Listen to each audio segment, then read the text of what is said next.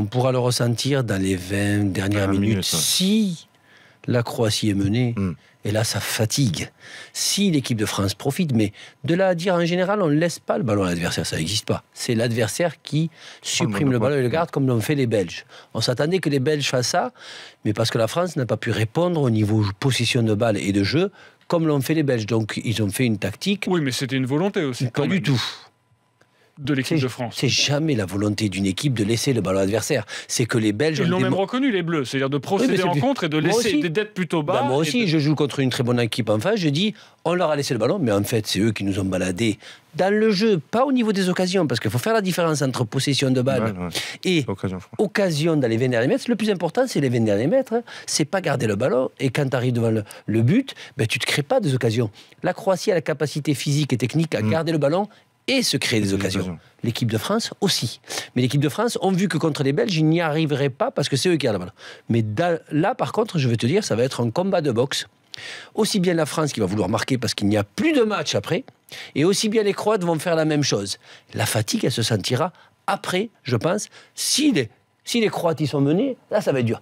Mais si la Croatie mène 1-0, est-ce que tu penses que les Croates vont continuer à attaquer physiquement comme ils sont? Non, ils ont pas de capacité. Ils vont rester à bloc. En plus, tu as vu les joueurs croates, comment ils sont physiquement?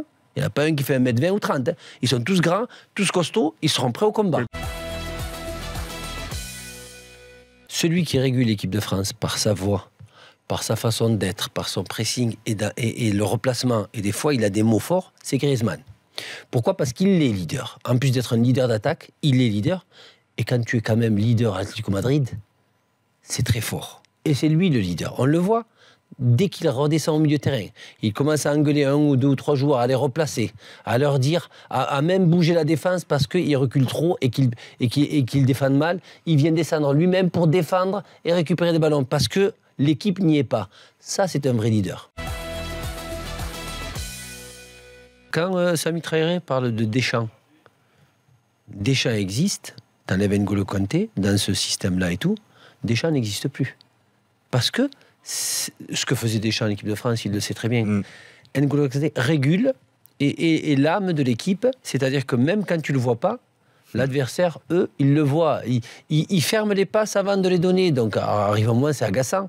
Ils montent sur le porteur du ballon avant qu'il ait décidé de faire la passe ou de créer le surnombre. Et du coup, nos amis, comme on disait, c'était pas les Tintins, c'était les Milou, qui disait Daniel Riolo, les deux fameux défenseurs du Barça et du Real Madrid, qui ne sont pas les patrons au Barça et au Real Madrid, les deux Varane. Le fait d'avoir Kirikou, ben, automatiquement, ils sont tranquilles. Ils s'occupent de tout, donc ils récupèrent que les miettes. Et même parfois, les miettes, c'est dangereux pour l'équipe de France. Donc, pour te dire que malgré tout le travail d'N'Golo Kanté, on a quand même pris des buts. Là, ça va un petit peu mieux. Pourquoi? Parce qu'il a mis au diapason Pogba pour essayer de travailler un minimum avec lui. Un minimum. Du coup, ça freine plus.